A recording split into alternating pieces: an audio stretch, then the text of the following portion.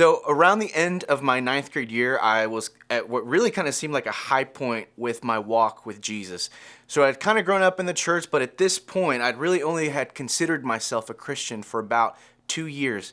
And I just remember wanting to tell everyone about my faith, but there was this moment, right, that I went to a friend at school. We were talking. I started talking about my faith and church, and she looked at me and she goes, "Wait, do you actually believe that Jesus stuff?" And I stopped. I was like, "I think so." And she began to ask me all these questions about the Bible and Jesus that really I had no answer for. And I felt like a switch flipped inside of me. I remember feeling like everything that I thought I knew, I didn't really know. And it kind of threw me into this long season of wrestling with doubt, so much so that there was this point that I actually felt like I might leave my faith. I began to deconstruct my faith, everything that I knew about it. I began to wonder whether the faith that I had been given by my parents was flawed. Did it make sense? Was it even relevant? In fact, the word deconstruction is a pretty common term that's being thrown around right now in sociology that really just explains patterns that we're seeing in people and what they're doing. So basically, it explains when someone begins to take apart or dissect a system of beliefs that was handed to them, right? We all experience this, that there is this set template of the world that is handed to us by all the people in our closest circles of influence. And this template really helps us make sense of how the world works and how it looks. And there's a template for everything, right? Beliefs that you hold about different parts of life. And deconstruction often happens when you learn information that then causes you to question and dissect those templates, right? Do I actually believe this? And sometimes, honestly, it leaves these templates completely deconstructed and we abandon them altogether. And this is actually happening right now in different parts of culture, in history, society, morality, but also in faith. So people deconstructing has actually become a really popular thing or pretty common thing. Everything from famous YouTubers talking about rejecting their faith, celebrities that have been pretty vocal about rejecting their faith that they grew up in, but even in the life of the church, right? Christian leaders that are rejecting the faith that they were once preaching and trying to get people to embrace. And you see this all over the place, but you also see this in normal people like you and me.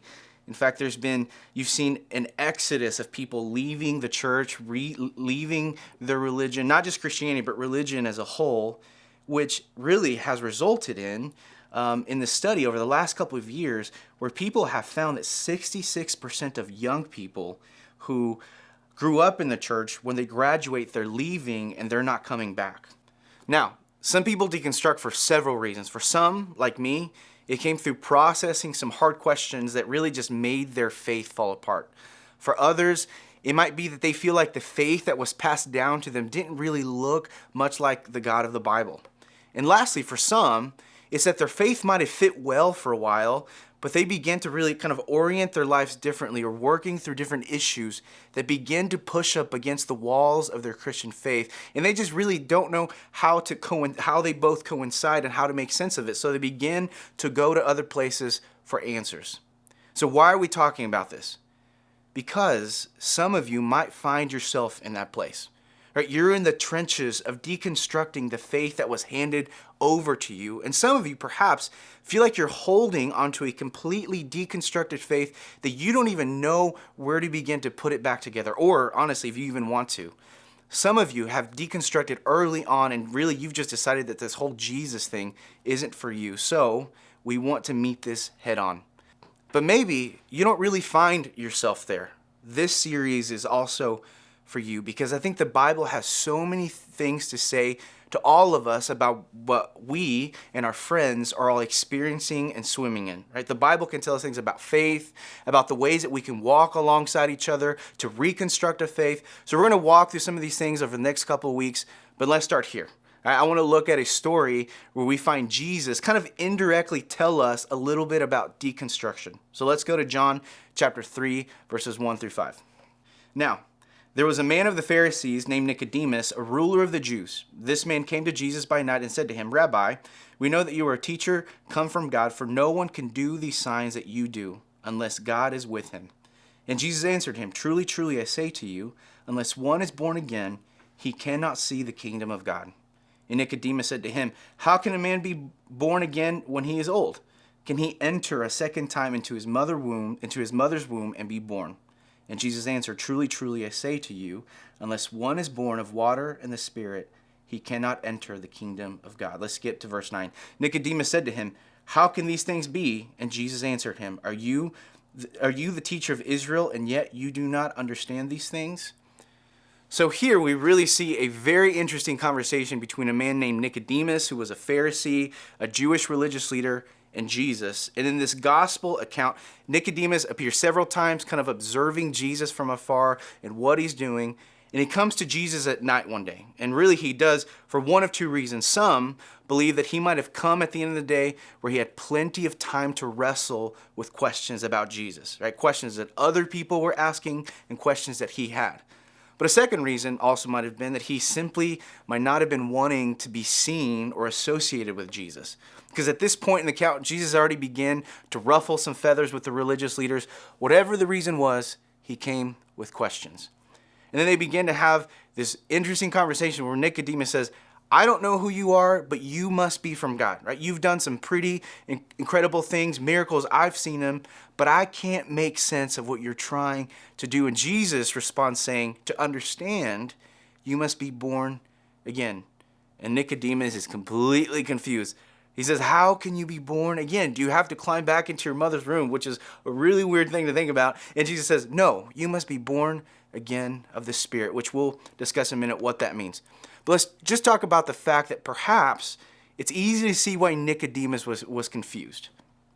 But at the same time, we also know that he was a Pharisee. So Pharisees were referred to as religious rulers or lawyers. They knew the Hebrew Bible, which is the Old Testament, from front to back. So he really was no dummy. He knew what he was talking about.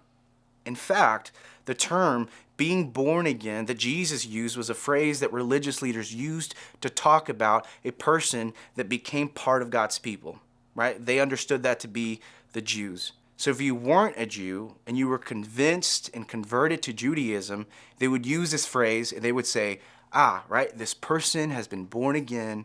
They have been made new.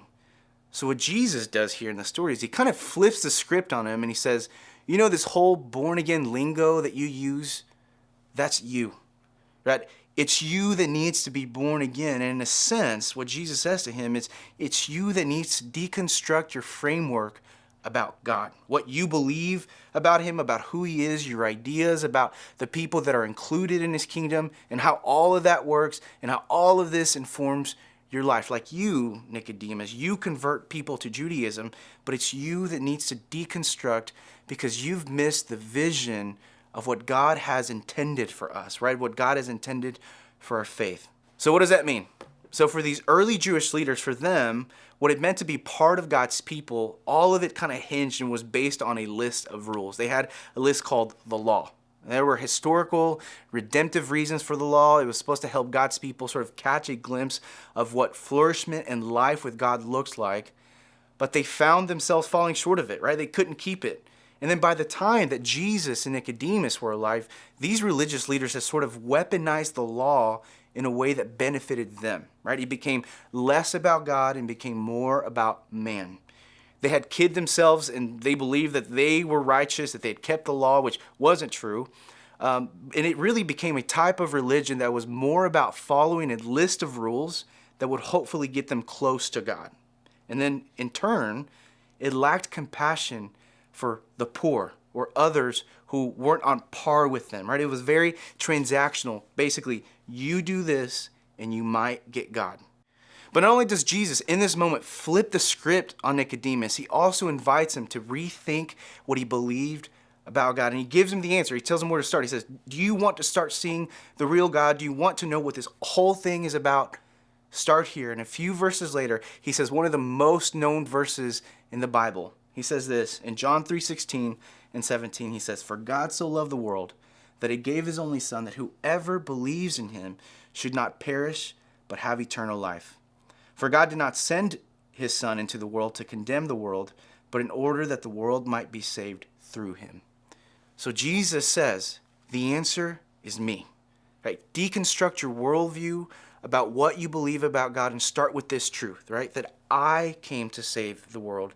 That those who believe in me, those who embrace me, those that are changed by me, they will inherit eternity with God. That they will be made part of God's people. The problem isn't the law, it's that you're sinful and you're broken and God's wrath is over your heads. But Jesus says, I've come to appease that.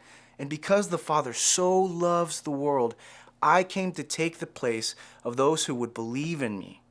All right, and here's what Jesus was doing. He wanted to invite Nicodemus to deconstruct so that he could replace his flawed views about God and the world with a new one, right? A better one.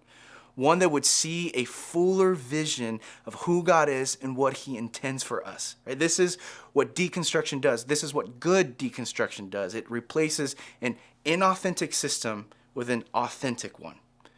So this actually makes me think of golf. I'm not a golfer. I've tried to be a golfer, but I went so long thinking that I was a pretty decent one. I would go out and I'd play 18 holes. Ball would go pretty far, mostly in the right direction. But I remember the first time that I actually took a class in college. It was a golf class. It was the first day we went out to the driving range and I wanted to show off. And I put the ball down next to everyone else in class. I swung and it went super far. It didn't go straight, but it went far. And all of a sudden, I look and I see the instructor kind of make a beeline towards me. And I was ready for him to say, dude, that was awesome. And he walks up to me and he says, you need to work on your form. And I was like, what's wrong with my form? And he began to explain. He said, well, your stance is off. How you shift your weight is wrong. Your grip is wrong. The position of your arms is wrong. And on and on and on. And I spent 2 whole semesters unlearning my bad habits. And it slowly replaced it with the real thing.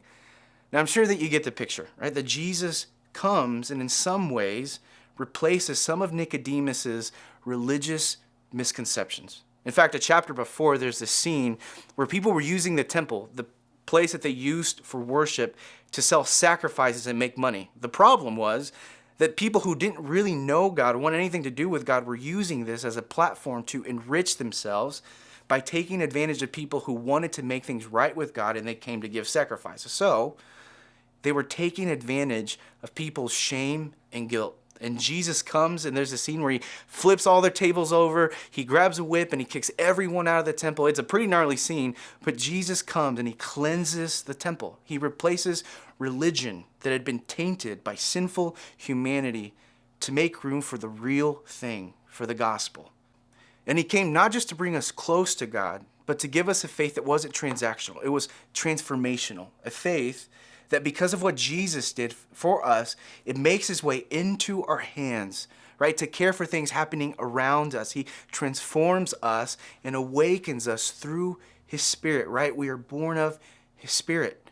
And he gives us a faith that's real and whole, and it has a horizontal impact, and it's relevant to our brokenness. So what does this passage mean for you? I think a couple things. That if you are in a season of deconstruction, here's my appeal to you. Deconstruct well, right? I'm not sure what threw you into this process of deconstructing. Maybe it was a hard question. Maybe it was encountering people who didn't love like Jesus. Or maybe there's issues that are really close to your heart, but you don't know how to reconcile them to your Christian faith. My one appeal to you is super easy. Look to Jesus, right? Don't read Jesus through people that have misrepresented him or issues or what culture is saying about him. Take a hard look at him. Get to know the real Jesus and the real message of the gospel. And it might take work, and it might take a lot of humility, but hopefully, that will get you to a place where you make a clear-eyed decision about who Jesus is. And if you're a Christian, it's helpful for us too, right? Every once in a while, we need to take a step back and simply see if we're in step with the vision that God would want for his church, right? Like Nicodemus, if we would go to him and allow him to probe. And next week, we'll talk about what that looks like. But I'll end with this, right? Maybe you're wondering why any of this is even worth it. And because, students, there is nothing better than to experience the love of Jesus and to really know him, right? Because Christianity, if it's true, it is of ultimate importance. And if you're going to deconstruct, right, don't reject a misconstrued version of Jesus. Figure out who he really is and then make your decision. And know that the heart of Jesus really goes out to people who really want to seek him, right? And that the God of the Bible is one who is both good and big. He's not going to smite you or be frustrated with you in your doubt. All you need to do is seek him.